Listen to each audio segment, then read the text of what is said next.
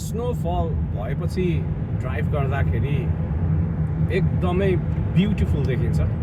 तपाईँले देख्न सक्नुहुन्छ होइन, बाटोको छेउछेउमा अरू बेला हरियो देखिने गरेको भर्जिनिया अहिले हिउँले ढाकेर सेताम्मै भएको छ। एकदमै रोमाञ्चक देखिन्छ। विशेष गरी म स्नोफल भएपछि ड्राइभ गर्ने गर्छु, किनभने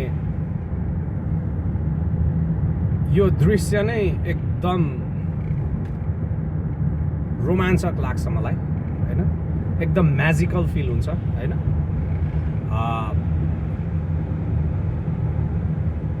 रातभर स्नोफल भएको थियो अस्तिको दिनबाट, अनि अहिले तपाईँले हेर्नुभयो भने लगभग स्नो सबै सफा भइसकेको छ होइन। अब यो आफै भएको होइन, यहाँको स्थानीय सरकारले चाहिँ सफा गर्ने काम गर्छ होइन। स्नोफल स्टप हुने बित्तिकै बिहानबाटै सफा गर्ने कार्य सुरु हुन्छ।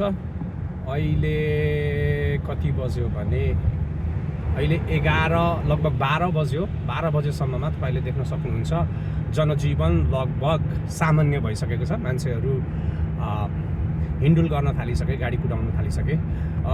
कुनै अपार्टमेन्ट अथवा रेजिडेन्सियल एरियातिर भने अझै बाटो सफा नभएको हुनसक्छ, तर मेन बाटोहरू भने सफा भइसकेको छ। अहिले तपाईँ निर्धक्क भएर ड्राइभ गर्न सक्नुहुन्छ।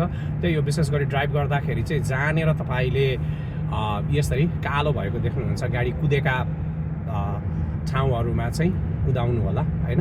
अनि सावधानी जहिले पनि अपनाउनु एकदमै जरुरी छ। यदि तपाईँले स्नो देख्नुभयो भने एकदम स्लो जाने, अनि सकभर स्टेरिङ लेफ्ट एन्ड राइट धेरै नगर्ने, अनि ब्रेक नहान्ने गर्यो भने दुर्घटना हुनबाट बचिन्छ।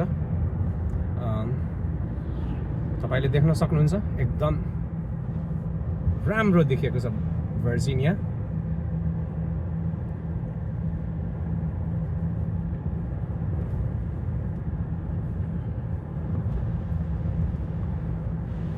अहिले घाम पनि लाग्यो र अब आशा छ आइस पनि पग्लिन थाल्छ चाँडै नै।